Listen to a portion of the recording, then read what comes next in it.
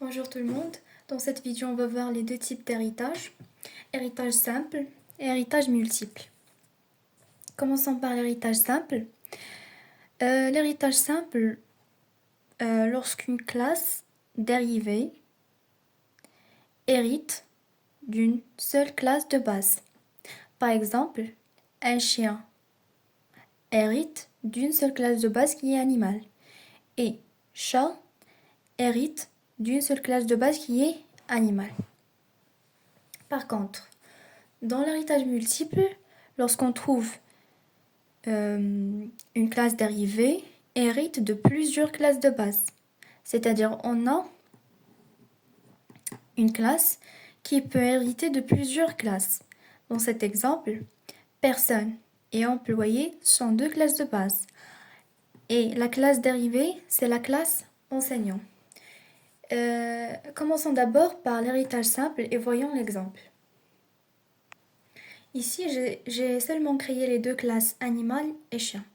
Animal, c'est la classe de base et chien, c'est la classe dérivée. Vous voyez, la classe animale contient deux méthodes publiques qui sont manger et dormir. Donc, un animal peut manger et il peut dormir. Dans la méthode manger, j'ai tout simplement affiché ce petit message, cet animal mange. Mais bien sûr, c'est juste un code minimaliste pour vous donner l'exemple. Vous pouvez écrire n'importe quel traitement à l'intérieur de chaque méthode selon votre logique. Un animal peut dormir et voilà ce petit affichage ici, cet animal dort. La classe dérivée, c'est la classe chien. Il hérite de la classe animal. Mais ici, puisqu'il hérite de la classe animal, il a accès à ces deux méthodes. C'est-à-dire que le chien peut manger et dormir, car le chien, la classe chien, hérite de la classe animal. Le chien est un animal. Mais, en plus de ces deux méthodes, on a ajouté cette méthode spécifique à la classe chien, qui est aboyer. Et on a affiché ce petit message. Le chien aboie. J'espère que vous avez compris. Dans ce petit programme principal, qu'est-ce qu'on a fait ici? On a créé un objet de type chien. La variable, c'est mon chien. Ici, on a fait appel à des méthodes de la classe de base, qui sont manger et dormir. Le chien, c'est un animal. Et un animal peut dormir et manger. Donc ici, le chien point manger et mon chien point dormir. Mon chien point aboyer. Ici, on a fait appel à la méthode spécifique à la classe dérivée qu'on a implémentée ici. Donc, quel sera l'affichage de ce programme principal? D'abord, on doit afficher ici cette méthode. Il va afficher cet animal mange. Mon chien point dormir, ça va afficher cet animal dort. Et finalement, mon chien point aboyer, ça va afficher le chien aboie. Donc dans la console, vous aurez trois phrases. Cet animal mange, cet animal dort, et cet animal, ou bien le chien, pardon, parce qu'on a ici le chien aboie. Ça, c'est pour l'héritage simple. On a une classe dérivée qui hérite d'une seule classe de base, qui est animal. Passons maintenant à au deuxième exemple, lié au héritage multiple, où on a la classe enseignant hérite de deux classes de base, personne et employé.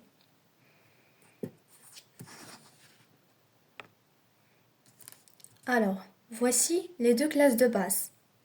Les deux classes de base sont la classe personne et la classe employé. La classe personne possède un attribut protégé. Vous voyez ce mot-clé ici, protected, string, nom.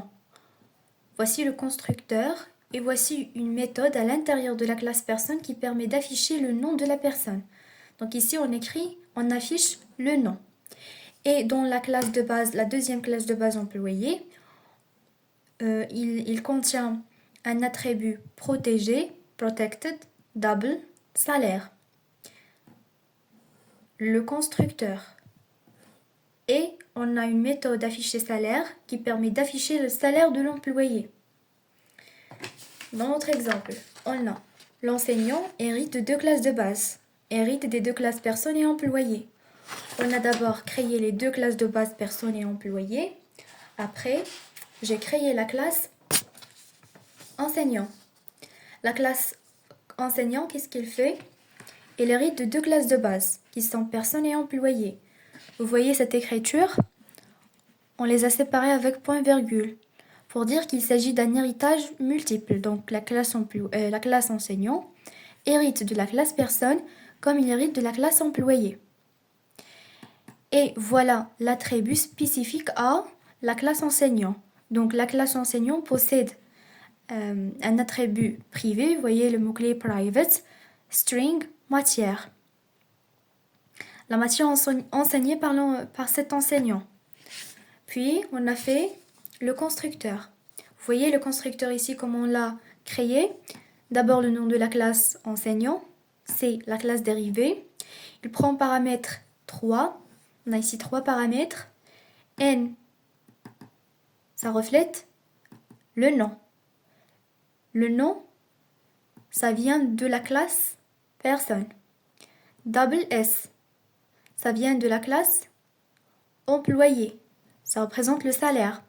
Et string M, ça vient de la classe celle-là, enseignant. C'est la matière. Vous voyez, puisque la classe enseignant hérite de 2 classes personne et employé, dans le constructeur, on doit d'abord utiliser l'attribut, les attributs. Dans notre exemple, on a un seul attribut, nom spécifique à la personne. Et S, c'est le salaire de l'employé. Après, on a ici la matière enseignée par l'enseignant. On fait 2 points. Personne, c'est la classe personne entre parenthèses N, ça veut dire le nom. Le nom de la personne, c'est le constructeur de la classe personne, après celui de l'employé. Et puis on a ici la construction d'elle, l'attribut matière de l'enseignant.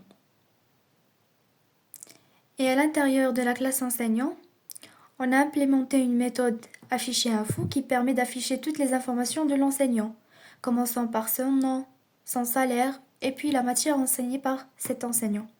Pour afficher le nom de l'enseignant, et puisque l'enseignant hérite de la classe personne, alors on peut faire appel à cette méthode qui appartient à la classe personne, tout simplement en faisant afficher nom. Et puisque la classe enseignant hérite de la classe employé et dans la classe employé on a le salaire, donc on peut faire appel à cette méthode afficher salaire qui existe dans la classe employée. Et puis on ajoute cette ligne de code pour afficher la matière enseignée par cet enseignant, vu qu'on a dans les attributs ici, on a l'attribut matière. Dans ce petit programme principal, on a créé un objet de type enseignant on l'a initialisé en utilisant ce constructeur-là. N, c'est le nom. Ça vient de la classe personne, c'est Asna. Puis S, c'est le salaire, ça vient de la classe employé, 8000. Et le M, c'est la matière enseignée, c'est info. Donc, lorsqu'on fait enseignant.afficher-info, on fait appel à cette méthode. Du coup, le résultat, ça sera sous forme de 3 phrases, ou bien 3 lignes. Dans la première ligne, on affiche le nom de l'enseignant. Donc, on affiche nom Asma. Et grâce à cette ligne de code, on affiche aussi le salaire, 8000. Et cette dernière ligne de code, ça nous affiche la matière enseignée qui est info. Alors, ce que vous devez retenir de tout ça, ou bien de cet exemple de l'héritage multiple, c'est que la classe enseignant hérite à la fois de personnes et employés, ainsi qu'elle contient, ou bien il combine les attributs nom et salaire et les méthodes afficher info et afficher salaire des 2 classes de base. Alors c'est tout pour cette vidéo, à la prochaine.